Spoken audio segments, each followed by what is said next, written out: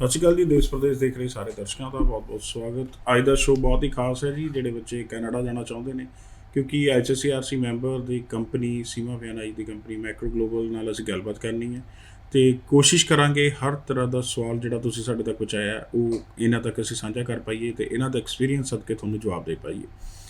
ਤੁਹਾਡੇ ਸਵਾਲ ਅਸੀਂ ਜਿਨ੍ਹਾਂ ਨਾਲ ਸਾਂਝੇ ਕਰਨੇ ਨੇ, ਪਹਿਲੇ ਉਹਨਾਂ ਨਾਲ ਤੁਹਾਨੂੰ ਮਿਲਾ ਦਈਏ। ਉਹਨੇ ਜੀ ਸ਼ਿਵਾਨੀ ਜੀ ਮੈਕਰੋ ਗਲੋਬਲ ਤੋਂ। ਸ਼ਿਵਾਨੀ ਜੀ ਬਹੁਤ ਬਹੁਤ ਸਵਾਗਤ। Thank you Aman ji for calling us. Thank you.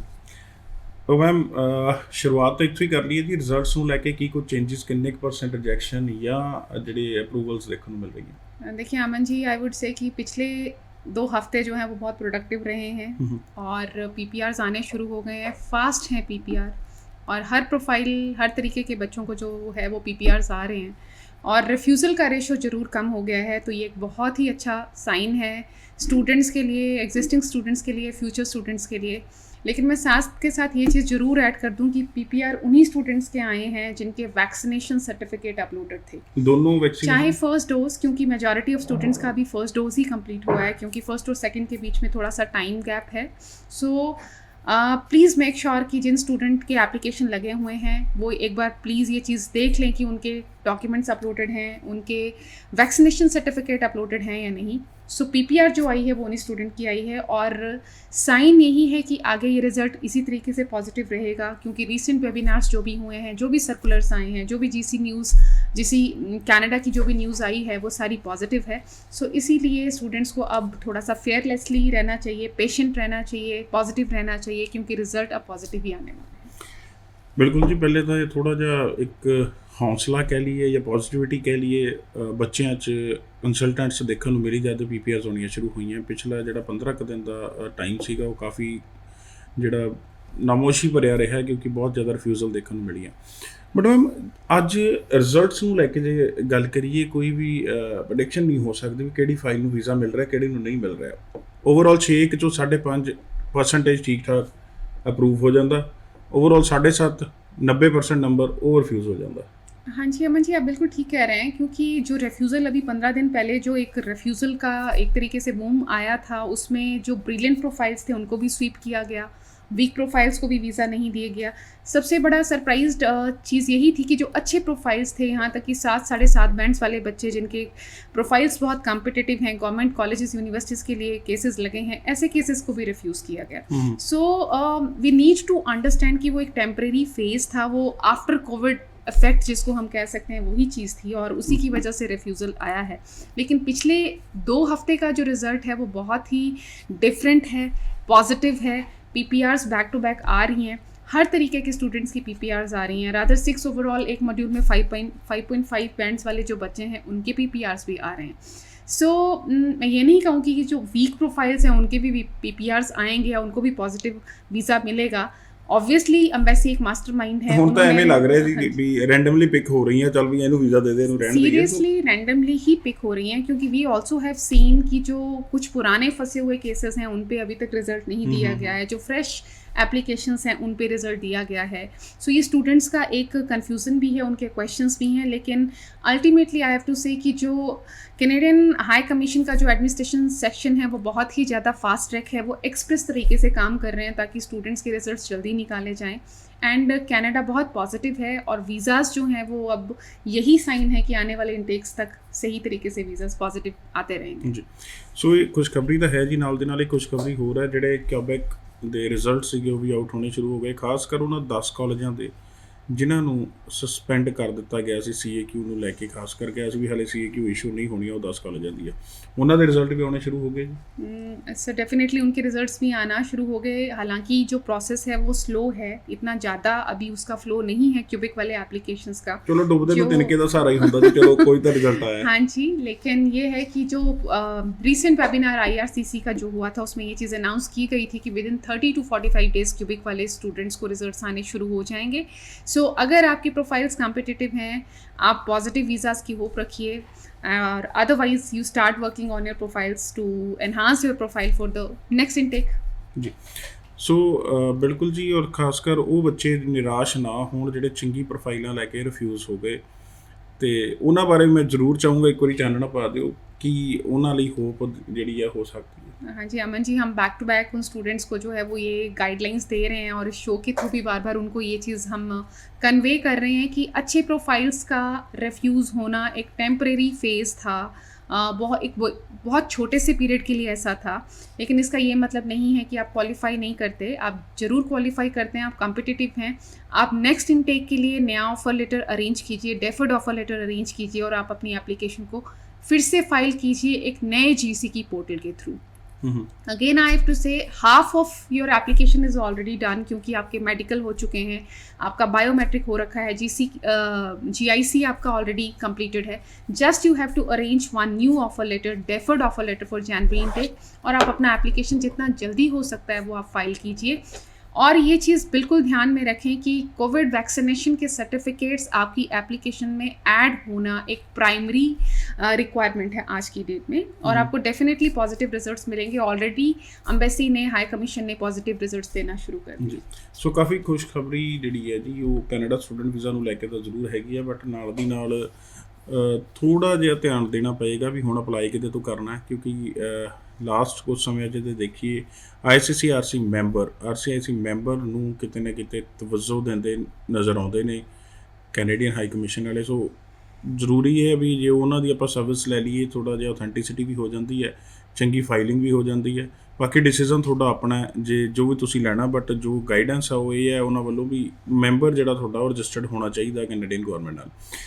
ਕੁਝ ਅੱਜ ਬੱਚਿਆਂ ਦਾ ਸਵਾਲ ਹੁੰਦਾ ਜਿਨ੍ਹਾਂ ਦੇ ਵੀਜ਼ਾਜ਼ ਆਏ ਹੋਏ ਹੈ, ਟਰੈਵਲ ਬੰਦ ਹੈ, ਸਪਟੈਂਬਰ ਇਨਟੇਕ ਹੈ, ਅਤੇ they want to go via other countries ਵੀ। ਕੁਛ ਜਿਹੜੇ ਕਹਿ ਲਓ ਮੈਕਸੀਕੋ ਹੋ ਕੇ ਜਾ ਰਹੇ ਹੈ, ਕੁਛ ਅਬੂ ਧਾਬੀ ਰੁਕ ਜਾਂਦੇ ਹੈ, ਵਾਇਆ ਅਦਰ ਕੰਟਰੀਜ਼ ਉਹ ਪਹੁੰਚਣਾ ਚਾਹੁੰਦੇ ਨੇ ਵੀ ਕੈਨੇਡਾ ਪਹੁੰਚ ਜਾਈਏ, ਵੀ ਆਪਾਂ ਚਲੋ ਇੰਡੀਆ ਤੋਂ ਬੰਦ ਹੈ ਤਾਂ ਆਪਾਂ ਇਸ ਸਾਈਡ ਤੋਂ ਚਲੇ ਜਾਂਦੇ ਹਾਂ। ਕਿਵੇਂ ਉਸ ਡਿਸੀਜ਼ਨ ਨੂੰ ਦੇਖਦੇ ਹੋ ਅਤੇ ਕੀ ਉਹਨਾਂ ਨੂੰ ਕਹਿਣਾ?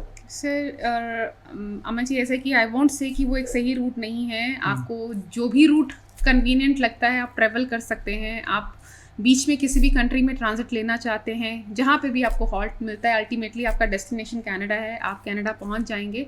लेकिन ये थोड़ा सा कहीं रिस्की हो सकता है, बिकॉज ड्यूरिंग दिस ट्रेवल अगर आप कहीं अफेक्टेड होते हैं तो वो एक बहुत बड़ा चैलेंज है। सो अपने आप को एक प्रिकॉशनरी तरीके से ट्रैवल करना एक बहुत मुझे लगता है कि एक प्रायोरिटी आपकी बनती है।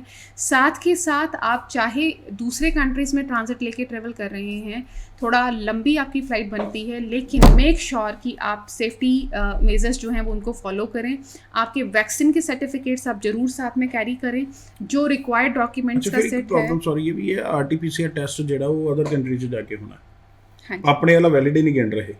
सर वो ਇਹ ਬੜੀ ਵੱਡੀ ਤਵੱਜੋ ਵੀ ਸਾਡੇ ਕੋਲੋਂ ਇੱਥੋਂ ਇੰਡੀਆ 'ਚੋਂ ਜੇ ਕੋਈ ਨੈਗੇਟਿਵ ਸਰਟੀਫਿਕੇਟ ਲੈ ਕੇ ਜਾਂਦਾ ਤੇ ਅਦਰ ਕੰਟਰੀਜ਼ ਮੰਨਦੀਆਂ ਨਹੀਂ ਕਿ ਨਹੀਂ ਅਦਰ ਕੰਟਰੀ ਕਿਸੇ ਛੋਟੀ ਕੰਟਰੀ ਤੋਂ ਤੁਸੀਂ ਲੈ ਕੇ ਆ ਜਾਓ ਜਿਹੜੀ ਤੁਹਾਡੇ ਤੋਂ ਜੀਓਗ੍ਰਾਫਿਕਲ ਛੋਟੀ ਹੈ, ਅਸੀਂ ਉਹ ਮੰਨ ਲਾਂਗੇ, ਤੁਹਾਡੇ वाला नहीं मानते। Aman ji, it's quite understood, क्योंकि व्हेन यू आर ट्रैवलिंग, आप ट्रैवल कर रहे हैं, आप तो बहुत सारे लोगों के इंटरेक्शन में आ रहे हैं, कांटेक्ट में आ रहे हैं, और कहीं पे भी आपके इफेक्ट होने के चांसेस हैं, कहीं से भी आपको सिम्टम्स जो हैं वो जनरेट हो सकते हैं। सो आई वुड से ये एक सही उनकी तरफ से रिक्वायरमेंट रखी गई है। रादर हमें ये हरासमेंट फील होती है, लेकिन स्टिल मैं कहूँगी कि उसमें कुछ आपकी सेफ्टी को लेकर ही इस तरीके के जो कंडीशंस हैं वो सामने रखे गए हैं। सो उसमें कुछ बुरा नहीं है, लेकिन ये है कि अगर आप सेफली ट्रैवल करेंगे तो हर एक के लिए ये बहुत सही है, मुझे लगता है। 21 ਜੁਲਾਈ ਤੋਂ 21 ਅਗਸਤ ਤੱਕ 1 ਮਹੀਨਾ ਹੋਰ ਕਹਿ ਦਿੱਤਾ ਗਿਆ ਵੀ ਅਸੀਂ ਵੇਟ ਕਰਾਂਗੇ ਫਲਾਈਟ ਸ਼ੁਰੂ ਕਰਨ ਨੂੰ। ਕੀ ਕਹਿਣਾ ਜੀ? ਕਾਫੀ ਬੱਚੇ ਦਾ ਸਵਾਲ ਸੀ ਇਹ ਵੀ। अमन जी, ये जो भी सिचुएशन है, जो भी सर्कमस्टांसेस है, अल्टीमेटली हम लोगों को इनको अडाप्ट करना है और इनको हम लोगों को जो है वो अंडरस्टैंड करना पड़ेगा। ये जो डिसीजंस लिए जा रहे हैं वो वर्ल्ड सेफ्टी के लिए, ह्यूमन सेफ्टी के लिए लिए जा रहे हैं। सो आई नो कि स्टूडेंट को बहुत ज़्यादा हरासमेंट है, और जो स्टूडेंट्स अपनी एजुकेशन कनाडा प्लान कर चुके हैं वो अल्टीमेटली तभी सेटिस्फाई होंगे जब वो कैनेडियन लैंड पे एंटर करेंगे। लेकिन now the hopes are there कि अगस्त ऑनवर्ड्स जो है वो खुल जाने चाहिए ट्रेवल्स, ताकि आप ट्रेवल कर पाएँ।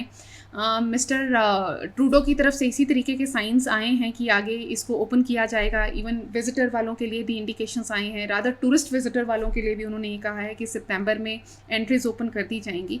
सो इन सब चीज़ों के बेस पे हम लोग ये कैलकुलेट कर सकते हैं कि शायद सितंबर के लिए अब ट्रेवल जो है वो ओपन हो जाए, बट उससे पहले आपका ये रिस्पॉन्सिबिलिटी बनता है ट्रेवल ओपन हो जाने के बाद भी आप ट्रेवल नहीं कर पाएंगे अगर आपके दोनों डोजेस कंप्लीट नहीं है कोविड वैक्सीनेशन की, ਜਾਂ ਵੱਡੀ ਗੱਲ ਜੇ ਤੁਹਾਡੇ ਕੋਲ ਵੀਜ਼ਾ ਨਹੀਂ, वीज़ा नहीं है। ਅੱਜ ਵੀ ਕਈ ਇਹ ਗੱਲੋਂ ਅਪਲਾਈ ਨਹੀਂ ਕਰ ਰਹੇ ਵੀ ਟਰੈਵਲ ਸ਼ੁਰੂ ਹੋ ਲੈ ਜੀ ਫਿਰ ਦੇਖਦੇ ਆ। हाँ जी, ਅੱਜ ਉਹ ਤੁਹਾਡੇ ਵਾਲੀ ਗੱਲ ਵੀ ਟਰੈਵਲ ਸ਼ੁਰੂ ਹੋ ਜਾਂਦਾ, ਤੁਹਾਨੂੰ ਕੀ ਸੌਖਾ ਉਹਦਾ, ਤੁਸੀਂ ਤਾਂ ਨਹੀਂ ਜਾ ਪਾਉਣਾ ਕਿਉਂਕਿ ਤੁਸੀਂ ਅਪਲਾਈ ਨਹੀਂ ਕੀਤਾ, ਤੁਹਾਡਾ ਵੀਜ਼ਾ ਨਹੀਂ ਆਇਆ। ਵੀਜ਼ਾ ਆਉਣ ਵਾਲਿਆਂ ਨੂੰ ਪ੍ਰਾਇੋਰਟੀ ਮਿਲਣੀ ਹੈ। ਸੋ ਜਿਹੜੇ ਵੇਟ ਕਰ ਰਹੇ ਨੇ ਜੈਨ ਇਨਟੇਕ ਲਈ ਐਲੀਜੀਬਲ ਨੇ, ਫਾਈਲ ਕੰਪਲੀਟ ਹੈ, कंडीशनल भी मंगवा सकते हैं, but they are only waiting भी ट्रैवल शुरू हो जाए। देखिए अमित जी, हम बार बार ये चीज़ कहते हैं कि अल्टीमेटली कनाडा ने स्टूडेंट्स को इन करना ही है और उनकी इकोनॉमी में स्टूडेंट सेक्टर का एक बहुत बड़ा हाथ है। सो जनवरी 2022 का जो इनटेक है बहुत डिमांडिंग है, ऑलरेडी स्टार्ट हो चुका है। आई वुड से कि आधा इनटेक मुझे लगता है कि कॉलेजेस की ऑक्यूपेंसीज जो हैं वो कंप्लीट फुल भी हो चुकी हैं। सो इस टाइम पे स्टूडेंट्स को जो है वो स्मार्ट प्ले करना चाहिए, जितना जल्दी हो सकता है आप अपने ऑफर लेटर्स के लिए अप्लाई कीजिए। अगर आपके एप्लीकेशंस कंप्लीट हैं, आपके ऑपरेशंस हो चुके हैं, आपके ऑफर लेटर्स फीस पेमेंट्स हो चुके हैं, तो आप जल्दी से अपना वीज़ा एप्लीकेशन जो है वो लॉन्च कीजिए GI अपने कोविड वैक्सीनेशन के सर्टिफिकेट के साथ। सो पॉजिटिव रिजल्ट्स ही आएंगे एंड वी शुड होप कि आगे जो है वो ट्रेवल ओपन कर दिया जाए ताकि बच्चों को किसी तरीके का जो है वो बॉर्डर या किसी तरीके का बैरियर फेस ना करना पड़े। ਜੀ ਹੁਣ ਜਿਹੜੇ ਜਨਵਰੀ ਇਨਟੇਕ ਦੇ ਵਿੱਚ ਅਪਲਾਈ ਕਰਨ ਬਾਰੇ ਸੋਚ ਰਹੇ ਨੇ ਤੇ ਸੀਟਸ ਅਵੇਲੇਬਿਲਿਟੀ ਦੇ ਚਾਂਸਸ ਕੀ ਨੇ, कितनी की देर लग रही है ऑफर वगैरह? अमन जी, मैं ज़रूर एडमिशन्स को लेके बात करना चाहती हूँ। जनवरी 2022 का जो इनटेक है ये बहुत ही डिमांडिंग इनटेक है पिछले कुछ पास्ट इनटेक्स का अगर हम लोग कंपैरिजन करें। सो मेरा रिक्वेस्ट है स्टूडेंट्स को और उनके पेरेंट्स को कि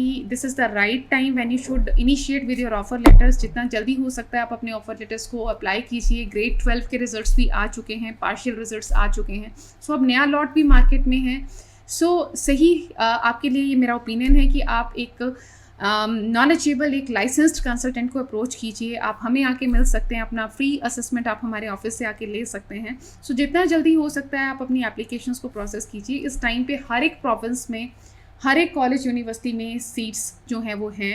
स्टूडेंट्स के लिए प्रोग्राम्स ओपन हैं और under graduate post graduate level पे रादर मैं ये भी कहूँगी कि ऐसे स्टूडेंट्स जिनके ओवरऑल 6 बैंड्स हैं और एक मॉड्यूल में 5.5 बैंड्स हैं, ऐसे स्टूडेंट्स की भी जो है वो गवर्नमेंट कॉलेज में अपॉर्चुनिटीज़ हैं। 6.5 ओवरऑल, एक मॉड्यूल में 5.5 के साथ भी पोस्ट ग्रेजुएट स्टूडेंट्स के लिए गवर्नमेंट कॉलेजेस और यूनिवर्सिटीज़ के ऑप्शंस हैं। सो मैं ये कहूँगी कि आप एक एक्सपर्ट एडवाइस के लिए या रेलिवेंट ऑप्शंस के लिए हमारे दिए गए नंबर पे हमें कॉल कर सकते हैं, हमें पर्सनली विजिट कर सकते हैं। हमारा मोहाली में भी ऑफिस है, सेक्टर 70 में, खन्ना ऑफिस में भी हमारी सिटिंग रहती है। सो आप कॉल करके हमें हमारे साथ एक अपॉइंटमेंट आप बनाइए ताकि आपको सही जो एक ओपिनियन है वो दिया जा सके। ऑल्सो आई वुड ऐड, जिस तरीके से IRCC गवर्नमेंट की रिक्वायरमेंट है कि आपका एप्लीकेशन एक लाइसेंस्ड मेंबर के थ्रू फाइल होना चाहिए, उस चीज़ का एडवांटेज, उस प्रायोरिटी को अपने माइंड में ज़रूर आप सेट करके रखें। क्योंकि आप जब एक लाइसेंस्ड कंसल्टेंट का एडवाइस लेते हैं वहाँ पूरी पॉसिबिलिटीज़ रहती हैं कि आपकी एप्लीकेशन को बिना किसी फ्लॉ के ऑथेंटिकली फाइल किया जाएगा। रादर मैं ये भी ऐड करूँगी कि when you go through licensed member, आपके पास आपकी एप्लीकेशन का पूरा एक्सेस रहता है और किसी तरीके की भी चीटिंग या मिस रिप्रेजेंटेशन आपकी एप्लीकेशन में पॉसिबल नहीं होती। सो ये स्टूडेंट की ही अब आगे एक रिस्पॉन्सिबिलिटी है कि सही तरीके से अपनी एप्लीकेशन को आगे प्लान करें। ਜੀ ਸੋ ਗਾਈਡੈਂਸ ਚਾਹੀਦੀ ਹੈ ਜੀ, ਉਹਦੇ ਲਈ ਇਹਨਾਂ ਦੇ ਆਫਿਸਿਸ ਦੇ ਐਡਰੈਸ ਵੀ ਤੁਹਾਨੂੰ ਪ੍ਰੋਵਾਈਡ ਕਰਾਏ ਜਾ ਰਹੇ ਆ ਜਿਹੜੇ ਚੱਲ ਰਹੇ ਸਕਰੋਲ ਬੁੱਕ 'ਚ, ਤੁਸੀਂ ਉੱਥੇ ਵਿਜ਼ਿਟ ਕਰ ਸਕਦੇ ਹੋ। ਅਦਰਵਾਈਜ਼ ਅਪਾਇੰਟਮੈਂਟ ਲਈ ਇਹਨਾਂ ਦੇ ਉਹ ਨੰਬਰ 'ਤੇ ਕਾਲ ਕਰਕੇ ਇਹਨਾਂ ਦੀ ਅਵੇਲੇਬਿਲਿਟੀ ਕਿੱਥੇ ਹੈਗੀ ਹੈ, ਕਿਹੜੇ ਡੇ ਕਿਹੜੇ ਆਫਿਸ ਦੇ ਵਿੱਚ ਉੱਥੇ ਮਿਲਿਆ ਜਾ ਸਕਦਾ। ਹੁਣ ਜਿਹੜੇ ਰਿਜੈਕਟ ਹੋ ਚੁੱਕੇ ਸਟੂਡੈਂਟ ਨੇ ਇਮੀਡੀਏਟ ਅਪਲਾਈ ਕਰ ਲੈਣ, दे वेट करना? Of course sir, immediately apply करना चाहिए। आपको किसी भी तरीके से वेट करने की, अपना टाइम वेस्ट करने की ज़रूरत नहीं है। Already the positive results have started coming from the high commission. So जितना जल्दी हो सकता है आप अपने डेफर्ड ऑफर लेटर्स जो हैं वो अरेंज करके जनवरी 2022 के लिए अप्लाई कीजिए। मेरा ओपिनियन है कि सितंबर 2021 के लिए अपनी एप्लीकेशन को फिर से फाइल करना is not a good decision. Rather आपको जनवरी के लिए डेफर ऑफर लेटर लेके कुछ ट्राई कर रहे हैं अभी, सितंबर ही दोबारा ला दी है। हाँ जी, तो वो नहीं लानी चाहिए। देखिए ऑलरेडी बहुत ज़्यादा हाई कमीशन में रश है एंड हालांकि जो PPRs हैं वो आने शुरू हो गए हैं, उनकी वर्किंग बहुत ज़्यादा फास्ट ट्रैक हुई है, लेकिन स्टिल मैं ये कहूँगी कि you please give sufficient time to your application. आप अगर एक बार रिफ्यूज्ड हैं, एक वीक फैक्टर को आप एक बार ज़रूर कैलकुलेट कर लें। ब्रिलियंट प्रोफाइल हैं, नो डाउट आप कैपेबल हैं वीज़ा के लिए, उसके बावजूद मैं आपको ये कहूँगी कि आप जनवरी 2022 के लिए अपना एप्लीकेशन फ़ाइल कीजिए। वीज़ा ऑफिसर को सफिशिएंट टाइम दिया जाना चाहिए आपकी एप्लीकेशन पे डिसीजन लेने के लिए। सो ये मेरा ओपिनियन है कि जनवरी के लिए ही रीफाइल किया जाए केस। ਕਈ ਬੱਚਿਆਂ ਨਾਲ ਕੀ ਹੋਇਆ ਜਿਹੜੇ ਰਿਜੈਕਟ ਹੋ ਗਏ, ਉਹਨਾਂ ਦਾ ਜਿਹੜਾ ਕੋਰਸ ਸੀਗਾ ਉਹ ਹੁਣ ਨੈਕਸਟ ਸਪਟੰਬਰ ਦੇ ਵਿੱਚ ਹੈ, ਉਹ ਜਨਵਰੀ ਤੇ ਮਈ ਦੇ ਵਿੱਚ ਹੈ ਹੀ ਨਹੀਂ। ਹੁਣ ਉਸ ਕੰਡੀਸ਼ਨ ਦੇ ਵਿੱਚ ਜੇ ਉਹ ਜਨਵਰੀ ਜਾਂ ਮਈ ਰੀਅਪਲਾਈ ਕਰਦੇ ਨੇ, ਕਾਲਜ ਕੋਰਸ ਚੇਂਜ ਕਰਨਗੇ, ਉਹਦਾ ਇੰਪੈਕਟ ਕੀ ਰਹੇਗਾ, ਜਾਂ ਦੁਬਾਰਾ ਸਪਟੰਬਰ 2022 ਲਈ ਹੀ ਜਾਣਗੇ? अमन जी, ऐसा है कि आई नो कि ये बहुत क्रूशल सिचुएशन है स्टूडेंट्स के लिए। अदरवाइज़ हम गवर्नमेंट कॉलेजेस की और अच्छे इंस्टीट्यूशंस की बात करें, उनके पास जो करिकुलम है वो जनवरी में भी इक्वली रहता है जितना सितंबर में होता है, ऑलमोस्ट मिलता जुलता सेम। हाँ जी। सो समहाउ अगर फिर भी आपका कोर्स जनवरी में नहीं है, आप मई के लिए स्विच कर सकते हैं, लेकिन सितंबर 2022 तक वेट करना एक बहुत लंबा वेट हो जाएगा। सो ऐसे सिचुएशन में आपको जो है वो कोर्स चेंज करना चाहिए, आपको अपना स्पेशलाइजेशन चेंज करना चाहिए, लेकिन आपको इस चीज़ पे ज़रूर ध्यान देना चाहिए कि स्पेशलाइजेशन या कोर्स चेंज करने के चक्कर में आपका स्ट्रीम जो है वो मिसमैच नहीं होना चाहिए। सो इस तरीके से ज़रूर आप अपने आप को एकोमोडेट कर सकते हैं जनवरी 2022 और मई 2022 के लिए। एक और चीज़ मैं ज़रूर ऐड करूँगी कि this is the situation where in a huge rush is travelling in the market. बहुत ज़्यादा रश है, बहुत ज़्यादा एप्लीकेशन है, क्योंकि अब ग्रेड 12 का रिजल्ट भी आ गया। सो स्टूडेंट को थोड़ा सा फ्लेक्सिबल होना पड़ेगा। बहुत सारे केसेस में ऐसा देखा जाता है कि सेम कॉलेज के डिफरेंट कैंपसेस हैं और स्टूडेंट कैंपस को लेके भी पर्टिकुलर रहता है। सो अगर आप अपनी चॉइस को थोड़ा सा फ्लेक्सिबल रखेंगे, आप ज़रूर जनवरी 2022 के लिए अकोमोडेट हो पाएंगे। मई 2022 के लिए भी अगर आपको ऑफ़र मिलता है, आपको ले लेना चाहिए, क्योंकि मई में एप्लीकेशन फ़ाइल करने के लिए आपको वेट करने की ज़रूरत नहीं है। इनफैक्ट आप अभी भी अपनी जो एप्लीकेशन है वो मई के लिए लॉन्च कर सकते हैं। ऐसा कोई रिस्ट्रिक्शन हाई कमीशन की तरफ से नहीं है। So if you will keep your self flexible, आप ज़रूर इन दोनों इंटेक्स में अकोमोडेट हो जाएंगे।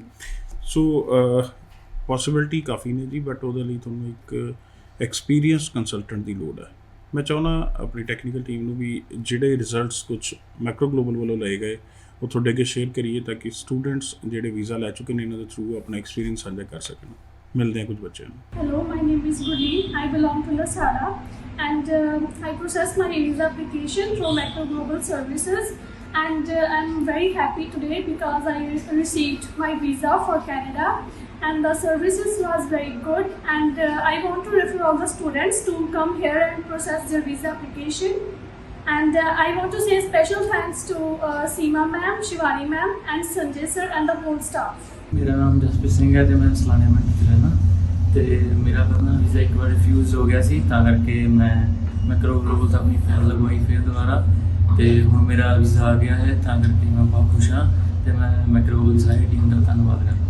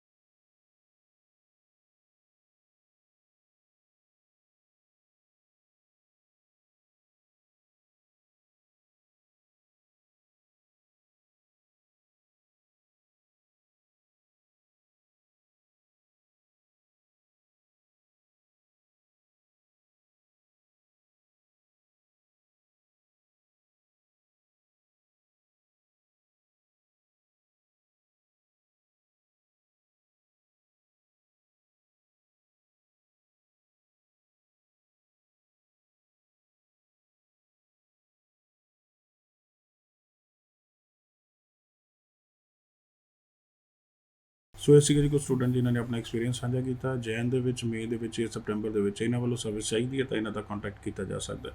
ਸ਼ਿਵਾਨੀ ਜੀ, ਸ਼ੋਅ ਚਾਹੁਣ ਲਈ ਧੰਨਵਾਦ। Thank you much. ਧੰਨਵਾਦ ਸਾਰੇ ਦਰਸ਼ਕਾਂ ਦਾ। ਸ਼ੋਅ ਨੂੰ ਇੱਥੇ ਖਤਮ ਕਰਦੇ ਹਾਂ ਜੀ, ਦਿਓ ਇਜਾਜ਼ਤ। ਸਤਿ ਸ਼੍ਰੀ ਅਕਾਲ।